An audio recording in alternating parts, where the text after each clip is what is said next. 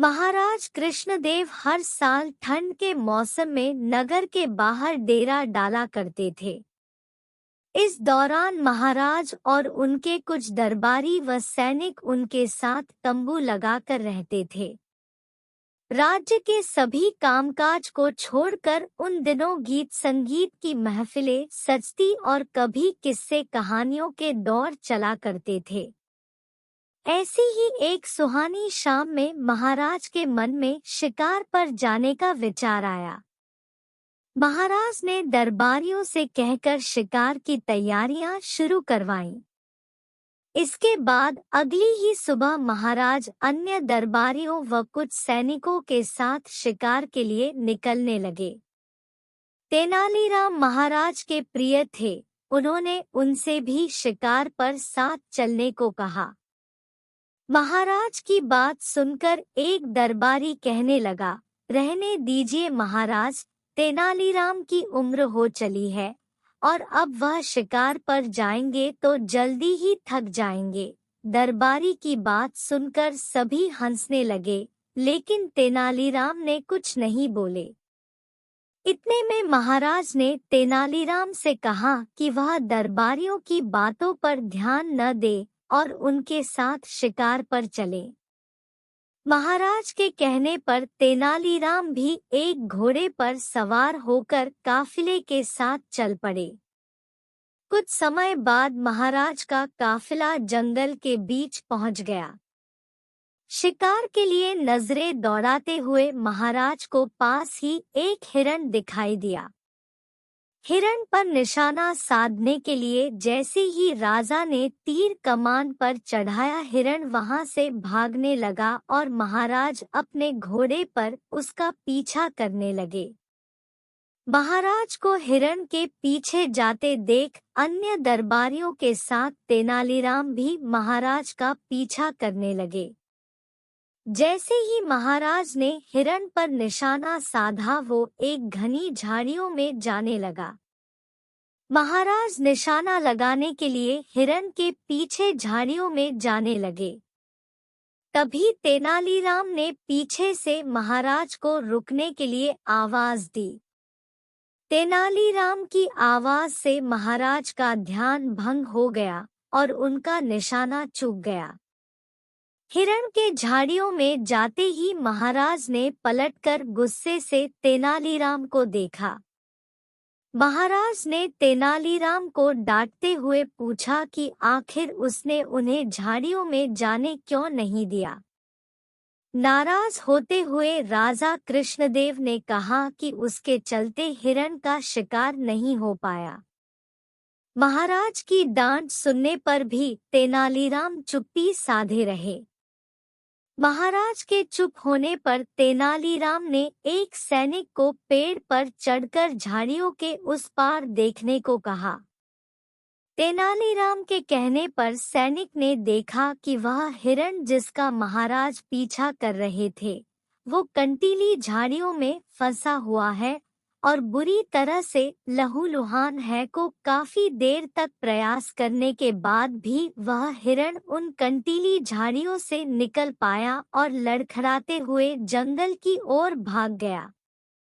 पेड़ से उतरकर सैनिक ने महाराज को पूरी आंखों देखी सुनाई। सैनिक की बात सुनकर महाराज को बड़ी हैरानी हुई। उन्होंने तेनालीराम को पास बुलाया और उससे पूछा कि क्या उसे पहले से पता था कि वहां कंटीली झाड़ियां है। महाराज की बात सुनकर तेनालीराम ने कहा, जंगल में कई ऐसी झाड़ियां होती हैं जो व्यक्ति को लहूलुहान करके अधमरा छोड़ सकती है। मुझे शक था कि आगे ऐसी ही शिकारी झाड़ियां हो सकती हैं। तेनालीराम की बात सुनकर महाराज उसकी सूझबूझ के एक बार फिर कायल हो गए। महाराज ने अन्य दरबारियों की ओर देखते हुए कहा कि तुम लोग नहीं चाहते थे कि तेनालीराम शिकार पर आए, लेकिन आज उसके ही कारण मेरी जान बची है। महाराज ने तेनालीराम की पीठ थपथपाते हुए कहा कि तुम्हारी बुद्धि और सूझबूझ का कोई मुकाबला नहीं है। कहानी की सीख। जल्दबाजी में उठाए गए कदम कई बार हमें नुकसान पहुंचा सकते हैं। इसलिए परिस्थिति व आसपास की चीजों को देखते हुए ही सूझबूझ से काम करना चाहिए। एक दिन तेनालीराम को रानी तिरुमाला ने संदेश भिजवाया कि वह बड़ी मुश्किल में है और उनसे मिलना चाहती है। रानी का संदेश पाकर तेनालीराम तुरंत रानी से मिलने पहुंच गए। तेनालीराम ने कहा, रानी जी, आपने इस सेवक को कैसे याद किया? इस पर रानी तिरुमाला ने कहा, तेनालीराम, हम एक बड़ी मुश्किल में फंस गए हैं। तेनालीराम ने कहा, आप किसी भी तरह की चिंता बिल्कुल न करें और मुझे बताएं कि आखिर बात क्या है। तेनालीराम की बातें सुनकर रानी की आंखें भर आईं। उन्होंने कहा, दरअसल महाराज हमसे बहुत नाराज है। तेनालीराम ने कहा, लेकिन क्यों? आखिर ऐसा क्या हुआ? रानी ने बताया, एक दिन महाराज हमें एक नाटक पढ़कर सुना रहे थे और तभी अचानक हमें उबासी आ गई। बस इसी बात से नाराज होकर महाराज चले गए। Report add. रानी ने तेनालीराम से कहा, तब से कई दिन बीत गए हैं, लेकिन महाराज मेरे पास नहीं आए हैं। मैंने गलती न होते हुए भी महाराज से माफी भी मांग ली थी, लेकिन महाराज पर इसका कोई असर नहीं हुआ। अब तुम ही मेरी इस समस्या का समाधान बता सकते हो, तेनालीराम। तेनालीराम ने रानी से कहा, आप बिल्कुल भी चिंता न करें महारानी। आपकी समस्या दूर करने की मैं पूरी कोशिश करूंगा। महारानी को समझा बुझाकर तेनालीराम दरबार जा पहुंचे। महाराज कृष्णदेव राय राज्य में चावल की खेती को लेकर मंत्रियों के साथ चर्चा कर रहे थे। महाराज मंत्रियों से कह रहे थे, हमारे लिए राज्य में चावल की उपज बढ़ाना आवश्यक है। हमने बहुत प्रयास किए। हमारी कोशिशों से स्थिति में सुधार तो हुआ है, लेकिन समस्या पूरी तरह खत्म नहीं हुई है।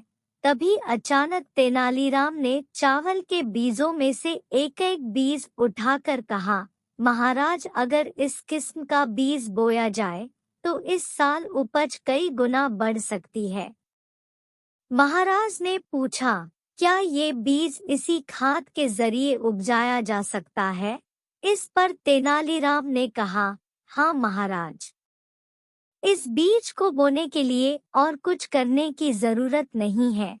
परंतु महाराज ने पूछा, परंतु क्या तेनालीराम? तेनालीराम ने जवाब दिया, शर्त यह है कि इस बीज को बोने, सींचने और काटने वाला व्यक्ति ऐसा होना चाहिए जिसे जीवन में कभी उबासी न आई हो और न ही कभी उसे उबासी आए। यह बात सुनकर महाराज ने भड़कते हुए कहा, तेनालीराम, तुम्हारे जैसा मूर्ख व्यक्ति मैंने आज तक नहीं देखा। महाराज ने बिगड़ते हुए कहा, क्या संसार में ऐसा कोई होगा जिसे कभी उबासी न आई हो? तेनालीराम ने कहा, ओह, मुझे माफ करें महाराज, मुझे नहीं पता था कि उबासी सबको आती है। मैं ही नहीं, महारानी जी भी यही समझती है कि उबासी आना बहुत बड़ा अपराध है। मैं अभी जाकर महारानी जी को भी यह बात बताता हूँ। तेनालीराम की बात सुनकर पूरी बात महाराज की समझ में आ गई। वे समझ गए कि तेनालीराम ने यह बात उन्हें सही रास्ता दिखाने के लिए कही थी। उन्होंने कहा, मैं खुद जाकर यह बात महारानी को बता दूंगा। इसके बाद महाराज तुरंत महल जाकर रानी से मिले और उनके साथ सभी शिकायतों को दूर कर दिया। कहानी से सीख। इस कहानी से हमें यह सीख मिलती है कि किसी को बिना गलती के सजा नहीं देनी चाहिए।